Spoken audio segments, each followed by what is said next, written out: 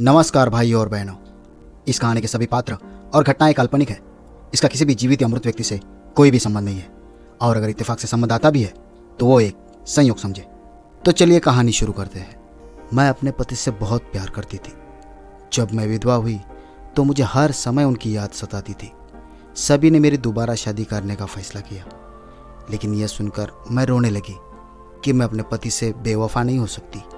एक रात मैंने फैसला किया कि मैं पति के पास चली जाऊंगी, अपनी ज़िंदगी ख़त्म कर दूंगी ताकि कोई मुझे दोबारा शादी करने के लिए मजबूर न करे।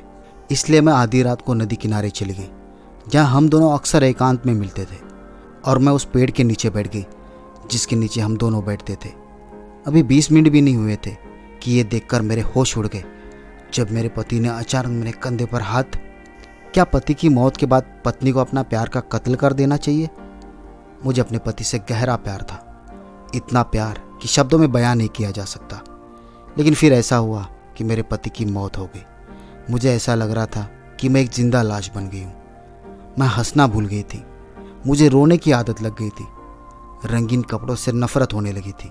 बस वही सफ़ेद रंग ही अच्छा लगता था जिसमें मैंने आखिरी बार अपने पति को देखा था। लेकिन अब हर कोई मुझसे शादी का लाल जोड़ा फिर से पहनने को कह रहा था। पहले मुझे हंसी आती थी। मैंने अपने भाई से कहा कि अगर मैं अपने दूसरे पति को आंसुओं के सिवा कुछ भी न दे पाऊंगी तो क्या वो मुझे तलाक नहीं दे देगा? फिर भी सबकी जीत बढ़ने लगी थी और अब मुझे रोना आने लगता था। मैंने सोच लिया था कि मैं सब कुछ छोड़कर उस नदी के किनारे वाले जगह पर अपना आशियाना बना लूँगी, जहाँ अक्सर मैं और मेरा पति एकांत में मिलते थे। कम से कम उस जगह से जुड़ी यादों के साथ अपनी बाकी ज़िंदगी गुजार लूँगी। लेकिन यह भी असंभव लग रहा था। कई बार मैंने सोचा कि मैं सब कुछ छोड़कर अपने पति की यादों के साथ रहूं, लेकिन फिर मेरे अंदर डर बढ़ने लगता था। एक औरत ऐसे सुनसान जगह पर कैसे रह सकती है? लेकिन यहाँ भी मामला अजीब ही था ना। मेरे पति को गुजरे सिर्फ 2 साल ही हुए थे और अब सब मुझे उसे भूल जाने की सलाह देने लगे थे। मैंने उस समय को भूलने का फैसला किया। मैं अपने पति की आत्मा की शांति के लिए रोज़ प्रार्थना करती थी। एक दिन मेरा भाई मेरे पास आकर बैठ गया। उसने कहा, कोमल, कल सुबह कुछ लोग तुम्हें देखने के लिए आएंगे। तुम अब ये शौक वाला पोशाक उतार के फेंक दो, अपने आप को संभाल लो। आईने में देखो तो दुख ने तुम्हारे चेहरे को कैसे मुरझा दिया है। मैं प्रार्थना करता हूँ कि कल तुम्हारी बात बन जाए। मैं चुपचाप उठी और अपने कमरे में चली गई। मेरी आंखों से आंसू बह रहे थे। मुझे वो दिन याद आ रहा था जब राजन और उसकी माँ मेरे लिए रिश्ता लेकर आए थे। क्या वो कितना खूबसूरत दिन था। मैंने राजन को दरवाजे से देखा था। मैं तो पहली नज़र में उस पर फिदा हो गई थी। फिर चाय और बिस्किट लेकर गई तो राजन मुझे देखकर मुस्कुरा रहा था। जब राजन और उसका परिवार लौट गया तो शाम को ही टीना आंटी ने फ़ोन किया और माँ से कहा कि हमें आपकी बेटी बहुत पसंद है। माँ ने फ़ोन रख दिया और मुझे गले से लगा लिया। माँ ने मेरे माथे को चूमकर बधाई दी थी। मुबारक हो बेटा, बात बन गई है। फिर चुटकियों में सब कुछ निपट गया था। राजन और मेरी मंगनी हो चुकी थी। यह मंगनी 5 साल तक रही थी। इसी दौरान हमारी शादी भी हो गई थी, लेकिन अभी तक मैं ससुराल नहीं गई थी। राजन अपनी पढ़ाई पूरी करना चाहता था। वह अपने पैरों पर खड़ा होना चाहता था। इस बीच राजन और मेरा प्यार परवान चढ़ता गया। हम दिन भर फ़ोन पर बातें करते रहते थे और अक्सर नदी के किनारे मिलते थे। हर वीकेंड पर साथ में खाना खाने के लिए बाहर भी जाते थे। चूँकि मैं राजन की मंगेतर थी, इसलिए मेरे परिवार ने मुझ पर किसी तरह की पाबंदी नहीं लगाई थी। राजन और मैं एक दूसरे से मिलने जाया करते थे, साथ में शॉपिंग भी करते थे। हम दोनों में काफ़ी तालमेल बन गया था। फिर 5 साल बाद राजन को अच्छी नौकरी मिल गई। शादी के दिन भी आ ही गए थे। इस तरह हमारी शादी बड़ी धूमधाम से हो गई। राजन और मैं एक दूसरे को पाकर के बहुत खुश थे। हमारी जोड़ी को एक आदर्श जोड़ी माना जाता था। हमने 2 साल एक दूसरे के साथ में बहुत अच्छे से गुजारे। हम में कभी नोक झोंक हुई नहीं थी। लड़ाई तो बहुत दूर की बात थी। हम दोनों एक दूसरे की बात को बिना कहे ही समझते थे। 3 जनवरी को मेरा जन्मदिन था। पूरा दिन मेरे लिए राजन पहेलियाँ बुझाता रहा था। वो किसी सरप्राइज़ की बात कर रहा था। उसने मुझे फ़ोन पर भी सरप्राइज़ के बारे में 2-3 बार बताया था। मैं उसके लौटने का बेसब्री से इंतज़ार कर रही थी। फिर ऐसा हुआ कि वो वापस लौटा ही नहीं। उसका सिर्फ छिन्न शव मिला था और उनके बगल में बिखरा हुआ केक पड़ा था। उनकी कार का एक्सीडेंट हो गया था और उनकी मौत हो गई थी। 3 जनवरी मेरे लिए सबसे मनहूस दिन साबित हुआ था। मैं उस दिन की घटना को याद करके तड़प उठती हूँ। मैं रात भर कतरा कतरा भीगती रही थी। सुबह फिर से एक उदास दिन की शुरुआत हो चुकी थी। वैसे तो मेरे लिए हर एक दिन एक जैसा था, उदासी से भरा हुआ। 2 बजे भाई अपने साथ काफ़ी सामान लेकर आया था। वो बहुत खुश लग रहा था। भाई ने माँ से कहा था कि माँ, कोमल को देखने के लिए लड़के वाले बस आने वाले ही है, आप सभी तैयार हो जाइए। माँ मेरे पास आई थी। उन्होंने मेरे वार्डरोब से लाइट पिंक कलर का आयरन किया हुआ ड्रेस निकाल कर मुझे दे दिया और बोली, बेटा ये ड्रेस पहन लेना, मैं तुम्हें फिर से इस सफ़ेद रंग में नहीं देखना चाहती। वो इतना कहकर चली गई। मैंने गुलाबी ड्रेस को देखा था। फिर मैं यूं ही काफ़ी देर तक उस कलर को देखती रही थी। अगर मैं ये ड्रेस पहनकर उनके सामने जाती तो बहुत बड़ा झूठ होता, क्योंकि वे समझ लेते कि मैं सब दुख भूल के वापस नॉर्मल जीवन में लौट आई हूँ। लेकिन हकीकत तो ये नहीं थी, इसलिए मैंने उस ड्रेस को वापस अलमारी में लटका दिया। कुछ देर बाद घर की नौकरानी मुझे बुलाने आ गई। मैं अपने सफ़ेद जोड़े में ही मेहमानों के सामने बैठ गई। जो लड़का मेरे रिश्ते के लिए आया था वो मुझे देखकर चौंक गया। उसने अपनी माँ के कानों में कुछ कहा था। तब उसकी माँ बहाना बनाकर उठ गई। इस तरह हमें एक और रिश्ते ने रिजेक्ट कर दिया था। मेरी माँ ने मुझ पर बहुत गुस्सा किया था। उन्हें लगा कि यह सब मेरी सफ़ेद ड्रेस की वजह से हुआ है, लेकिन हम दोनों को भी नहीं पता था कि सच्चाई कुछ और ही थी। कुछ दिन बीते होंगे जब मुझे एक अनजान नंबर से कॉल आया। मैंने फ़ोन उठाया तो सामने से एक लड़का बोला, मैं दिनेश बात कर रहा हूँ। कुछ दिन पहले मैं अपनी माँ के साथ तुम्हारा रिश्ते लेने आया था, लेकिन हमने मना कर दिया क्योंकि मैं तुम्हारे बारे में एक बहुत ज़रूरी बात जानता हूँ। आप मुझे पार्क में आकर मिलो, मैं आपको बहुत ज़रूरी बात बताना चाहता हूँ। मैं उस लड़के की बातें सुनकर दंग रह गई। मुझे नहीं पता कि वो मुझसे क्या बात करना चाहता था।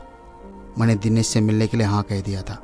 मैं माँ को बताए बिना दिनेश से मिलने पार्क में चली गई। उसने मुझे 3 बजे का समय दिया था, लेकिन मैं घर के माहौल से घबरा कर 2:30 बजे ही वहाँ पहुँच गई थी। मैं काफ़ी देर तक पार्क में बैठी रही, लेकिन दिनेश वहाँ आया ही नहीं था। मैंने अपनी घड़ी में समय देखा तो शाम के 5 बज रहे थे। मैं एकदम से डर गई। माँ भी यकीनन मेरे लिए परेशान हो गई होगी। मैंने दिनेश का नंबर मिलाया, लेकिन उसका नंबर बंद आ रहा था। ना जाने वो मुझे कौन सा राज बताना चाहता था। मैं चुपचाप उठ के अपने घर के तरफ चल दी। जैसा कि मैंने सोचा था माँ मेरे लिए बहुत चिंतित होगी, वैसा ही हुआ। वो मेरे लिए बहुत चिंतित हो गई थी। मुझे देखते ही उन्होंने मुझ पर सवालों की बौछार कर दी। मैंने उन्हें शांत रहने को कहा और अपने कमरे में चली गई। मैंने दिनेश का नंबर फिर से 2 बार डायल किया था, लेकिन उसका नंबर लगातार बंद ही आ रहा था। मेरा दिल डूब सा गया था। मैं राजन को याद करके आंसू बहाने लगी। ऐसे ही कुछ दिन आराम से गुजर गए। हमेशा से ऐसा ही होता था। जब कोई रिश्ता टूट जाता था तो मेरी माँ और भाई कुछ दिन खामोशी से गुजार देते थे, लेकिन 1 हफ्ते बाद उन्हें फिर से मेरी शादी की चिंता सताने लग जाती थी। इस बार भी ऐसा ही हुआ था। कुछ दिनों के इंतज़ार के बाद ही मेरे भाई ने मेरे लिए एक और रिश्ता ढूंढ लिया था। मुझे पता था कि मेरे भाई के इरादे साफ थे। वो बस इतना ही चाहता था कि उसकी बहन का घर बस जाए और वह फिर से जी उठे। लेकिन मैं न तो अपना घर बसाना चाहती थी और न ही दोबारा जीना चाहती थी। भाई ने इस बार अपने शर्तों को थोड़ा कम किया था। शायद वो जान गया था कि कोई कंवारा लड़का विधवा औरत को स्वीकार नहीं करेगा। इसलिए इस बार जो आदमी मेरे लिए रिश्ता लेकर आया था वो 2 बच्चों का बाप था।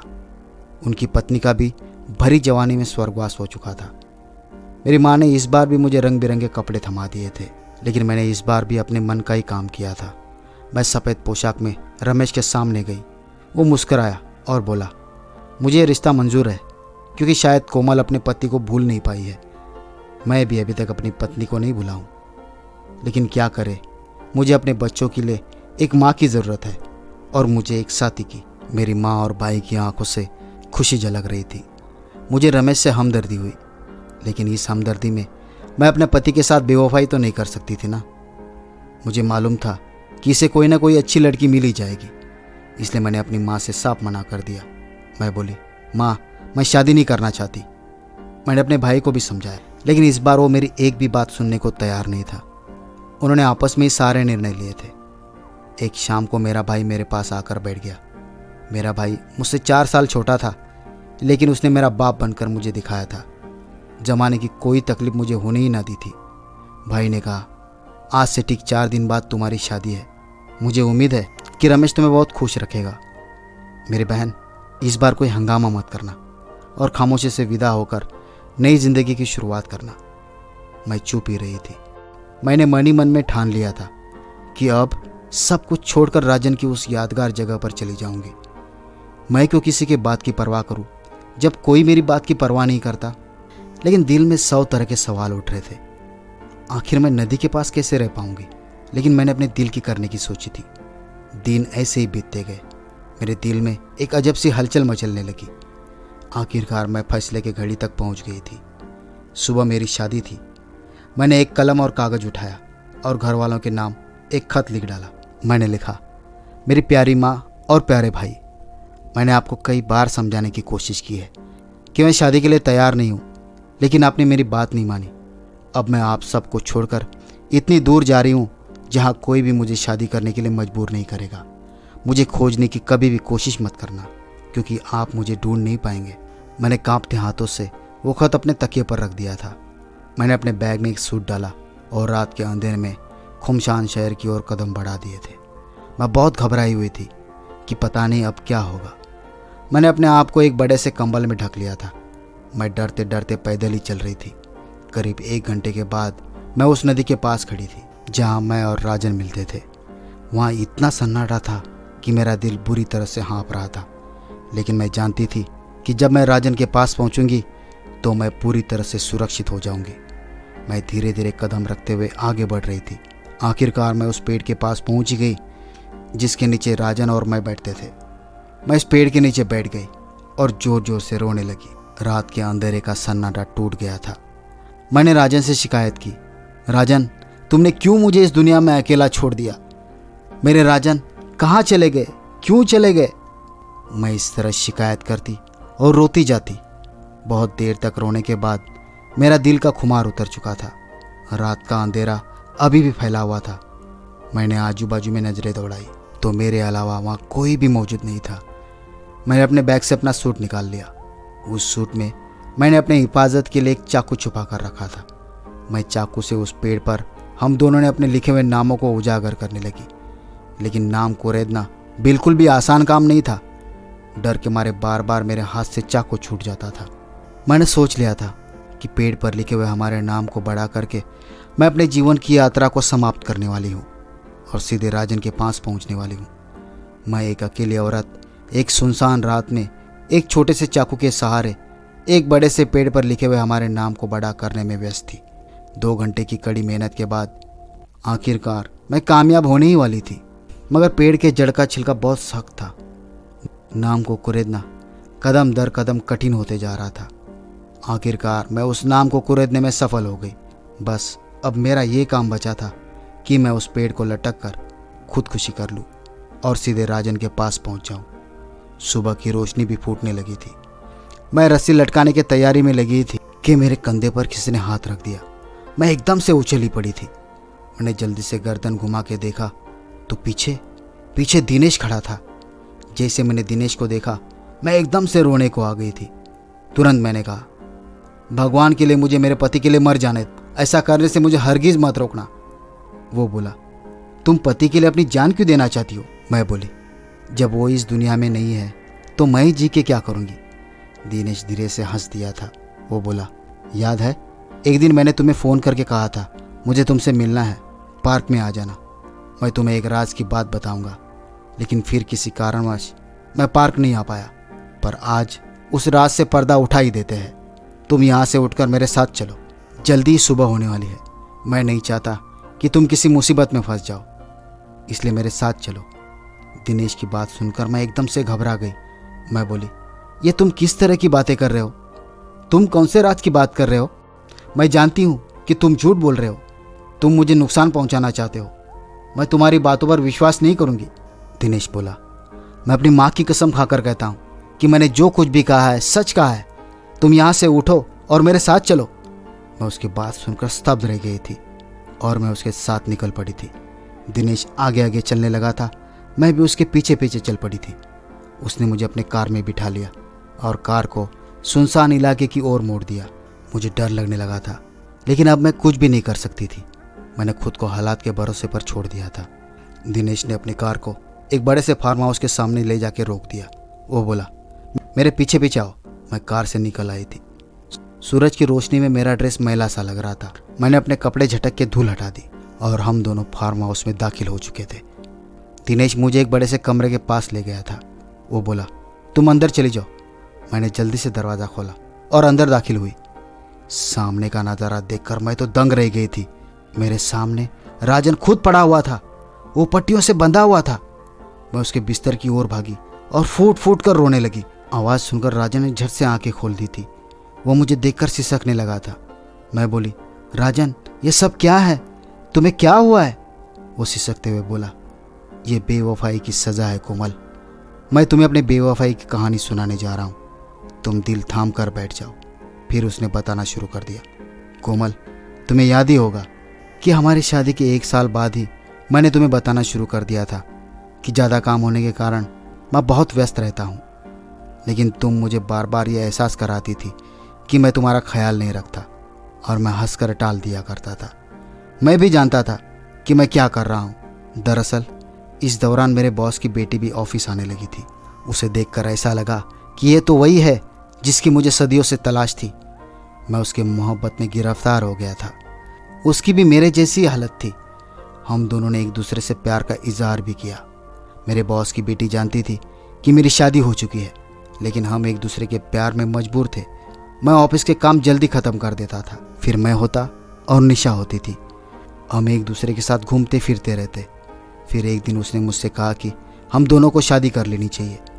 मैंने भी हाँ कह दिया, लेकिन उसने तलाक की शर्त रखी थी। मैंने निशा से कहा कि मैं कोमल को तलाक नहीं दे पाऊंगा। मुझ में इतनी हिम्मत ही नहीं थी। फिर यदि मैं तुम्हें तलाक दे देता तो तुम मुझसे सवाल ना करती, तुम मुझे वफा दिलाने के वादे याद न दिलाती। निशा ने मुझे सलाह दी कि तुम मौत का नाटक करो। मैंने अपनी आंखें बंद करके उसकी बात मान ली थी और मैंने अपनी गाड़ी को दीवार से टकरा दिया था। मुझे जरा से भी चोट नहीं लगी। फिर निशा और मैंने शादी कर ली। हमने खूब ऐश कर ली। उसके पास बहुत पैसा था। हमने दुनिया भर की यात्रा की। हमें एक दूसरे के अलावा कुछ भी दिखाई नहीं देता था। हमारी आंखों पर मोहब्बत की पट्टी बंधी हुई थी। इस बार सबसे पहले निशा की आंखों से मोहब्बत की पट्टी उतर गई थी। पहली बार उससे मेरे अलावा भी दुनिया दिखाई देने लगी थी। उसने मुझसे तलाक मांगा। मैं उससे कैसे तलाक दे सकता था? मुझे उससे गहरा प्यार जो हो गया था, तो उसने तलाक का मुकदमा दायर किया। आखिरकार बुराई का अंजाम बुरा ही होता है। उस मुकदमे में मेरी हार हुई। मैंने उसे आज़ाद कर दिया, लेकिन उसने मुझे आज़ाद नहीं किया। उसने कहा, मैं तुम्हें अपने बाद किसी के काबिल नहीं छोड़ूंगी। उसने इस बार भी एक्सीडेंट वाला ड्रामा आजमाया था। उसने मेरा एक्सीडेंट करवा दिया और मैं यहाँ कई सालों से मुर्दों की तरह लेटा हुआ हूँ। मेरा सारा जिस्म तो मर गया है, लेकिन आंखें सलामत है अपनी बेबसी देखने के लिए, और ज़बान सलामत है तुम्हारे सामने अपने अपराध को स्वीकार करने के लिए। मुझे माफ़ कर दो कोमल। मैंने तुम्हारे साथ बहुत नाइंसाफ़ी की है। मुझे निशा जब मौत के मुंह में डाल के छोड़ के गई थी, तब मेरे काम मेरा एक साथी ही आया था। दिनेश मेरा सहयोगी था। उसे मेरे हालात के बारे में पता चल गया था। ये मुझे अपने फार्म हाउस पर ले आया था। इसने मेरी बहुत देखभाल की है। मुझे हर दिन एक डॉक्टर देखने को आता है, लेकिन वह भी मेरे बारे में कुछ भी नहीं जानता है। दिनेश ने मुझसे कहा था कि वो रिश्ता ढूंढते हुए तुम्हारे घर तक पहुंच गया था। उसने मुझे झिंझोड़ कर रख दिया था। उसने कहा, बेवफाई के बाद अब दूसरे अपराध में मत गिर जाना। कोमल तुम्हें मरा हुआ समझकर दूसरी शादी कर लेगी, तो तुम शादी पर शादी के पाप का बोझ कैसे उठा पाओगे? इसलिए कोमल, मैंने दिनेश को भेजकर तुम्हें बुला लिया था। मुझे पता था कि तुम अब भी उस जगह पर जाती होगी जहां हम दोनों मिलते थे। इसलिए मैंने उसे तुम्हें लेने के लिए उस नदी किनारे भेज दिया था। मैंने तुम्हें तलाक देने के लिए यहाँ बुलवाया है। मैं तुम्हें आज़ाद करना चाहता हूँ। कोमल, तुम फिर से अपने जीवन की नए सिरे से शुरुआत करना। राजन की बातें सुनकर मैं रोती जा रही थी, मगर उसके आखिरी शब्द सुनकर मेरे आंसू थम गए थे। मैंने खुद को उनके चरणों में गिरा लिया था। मैंने कहा, राजन, मैंने तो अपनी सारी ज़िंदगी तुम्हारे नाम लिख दी थी। अब जब मेरे सामने तुम जिंदा हो तो मेरे साथ इतना बड़ा अन्याय मत करना। राजन, अब तो मैं तुम्हें केवल इस शर्त पर माफ़ करूंगी कि तुम मुझे अपने साथ रहने की इजाज़त दोगे। फिर कभी तलाक का नाम भी नहीं लोगे। मेरी बातें सुनकर राजन रो रहा था। उसने मेरे सामने हाथ जोड़कर तलाक देने की इजाज़त मांगी, लेकिन मैंने उसके पैर पकड़कर उसे रोक लिया था। मुझे राजन का साथ मिल गया है। मेरे लिए इतना ही काफ़ी है।